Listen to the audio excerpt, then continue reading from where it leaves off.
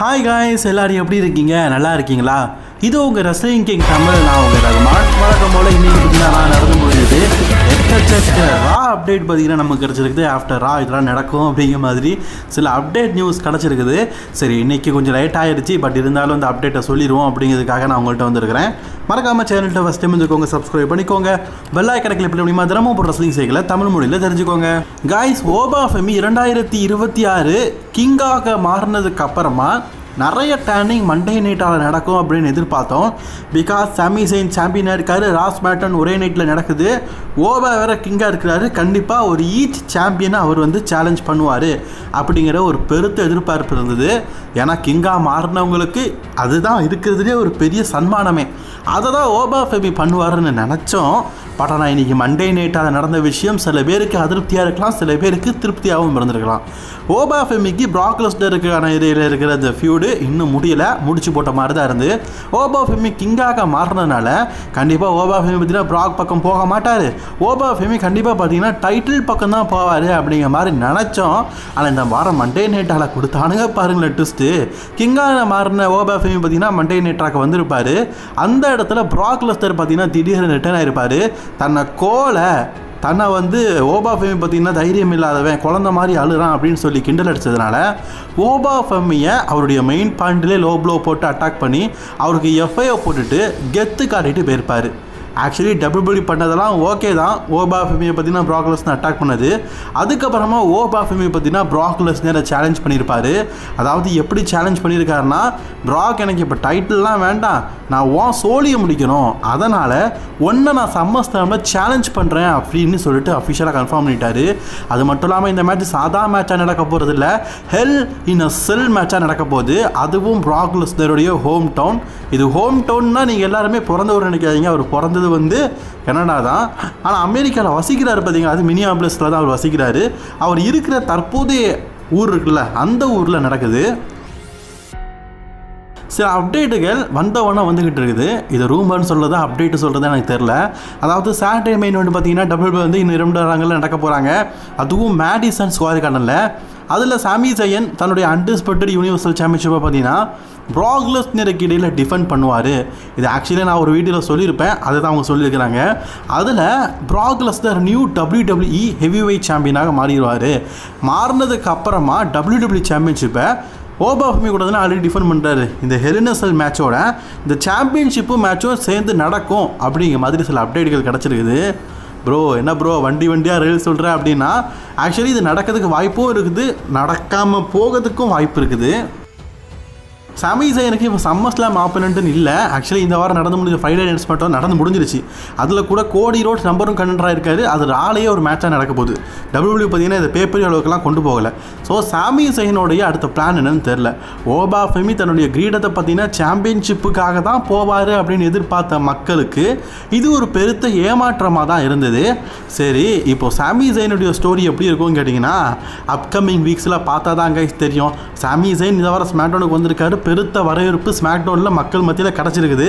But இருந்தாலும் சாமி ஜெயினுக்கான சம்மர்ஸ்லாம் story எப்படி இருக்கும் அப்படிங்கிறது தெரில. நம்ம அதை வெயிட் பண்ணி தான் பார்க்கணும். மேபி டபிள்யூபி பார்த்தீங்கன்னா ஓபா ஃபெமியை சம்மர்ஸ்லாமில் சாம்பியனாக தான் அனுப்பணும். ஓபா ஃபெமி சாம்பியன்ஷிப் மெட்டீரியல் தான். அதுவும் சாமி ஜெயின்கிட்ட பீட் பண்ணதை விட பிராக் லெஸ்னர் WWE சாம்பியனாக இருந்து அவர்கிட்ட இருந்து ஒரு WWE சாம்பியன்ஷிப்பை வெற்றி பெற்று நியூ அன்டிஸ்பியூட்டட் சாம்பியன் ஆனால் நல்லாயிருக்கும் அப்படிங்கிற எண்ணம் WWE இருக்கும் பட்சத்தில் கண்டிப்பாக புதிய WWE சாம்பியனாக பார்த்தீங்கன்னா இப்போ நீங்கள் பார்க்குறீங்களா கிராஃபிக்ஸு, இதே மாதிரி சாமி ஜெயினுக்கும் பிராக்குக்கும் நடந்து அதில் பிராக் வின் பண்ணி ஓபா அப்புறம் சேலஞ்ச் பண்ணி இவங்களுக்குள்ள சம்மர்ஸ்லாமில் மேட்ச் நடக்க வாய்ப்புகள் இருக்குது.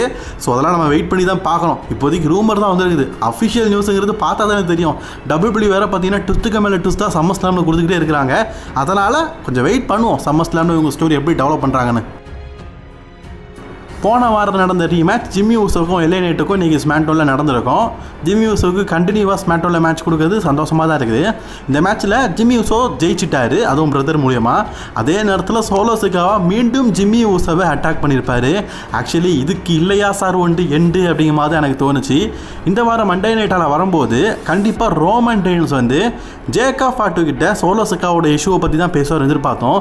ஜேக்கப் ரோமனுக்கு பின்னாடி சும்மா கையை கட்டி நிற்கிறாரு.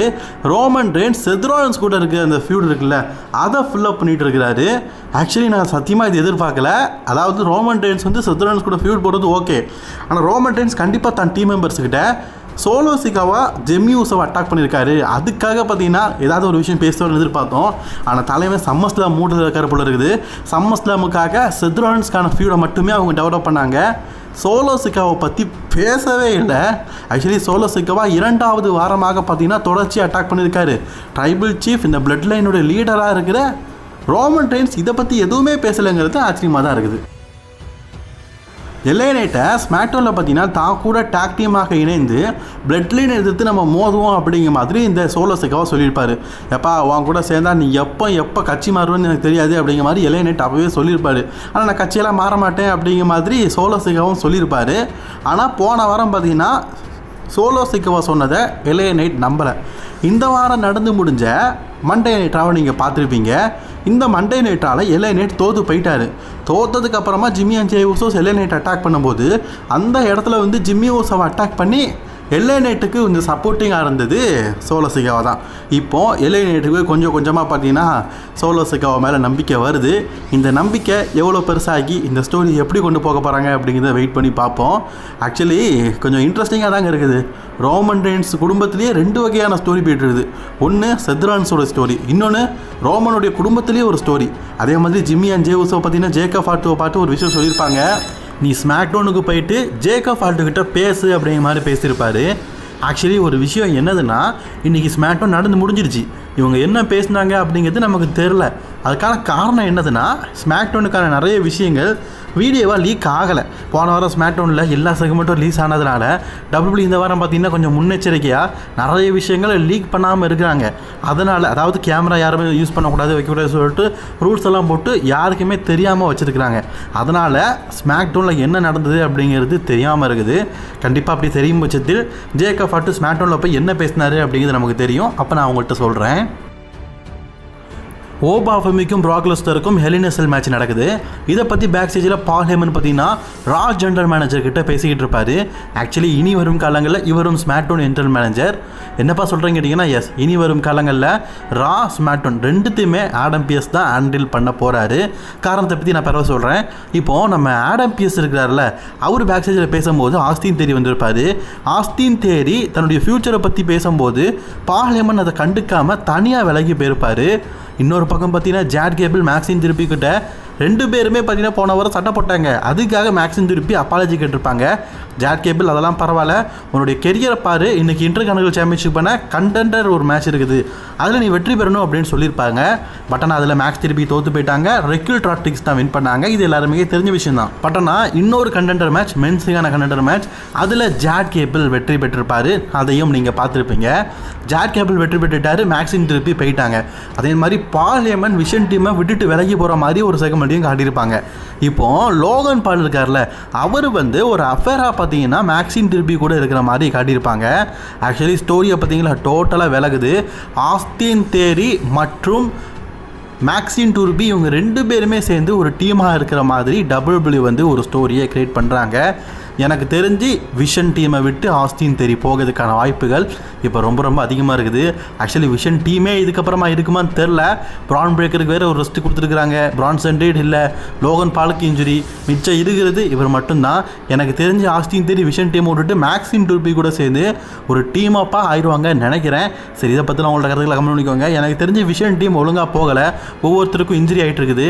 பால் ஹேமன் மாதிரியான ஒரு லெஜெண்டரி ரசலருக்கு கமெண்ட்ரி கொடுக்குற ஒரு மிகப்பெரிய ஜாம்பவானை வச்சுக்கிட்டு WWE பார்த்தீங்கன்னா சொதப்பிட்டு இருக்கிறாங்க. அதனால் பால் ஹேமனை இப்போ விஷன் டீமை விட்டு விலக்கி இருக்கிறாங்க. அப்படியே ரோமன் ரெயின்ஸ் கூட சேர்த்தா நல்லாயிருக்கும். சரி, WWE என்ன பண்ணுறாங்க அப்படிங்கிறத வெயிட் பண்ணி பார்ப்போம்.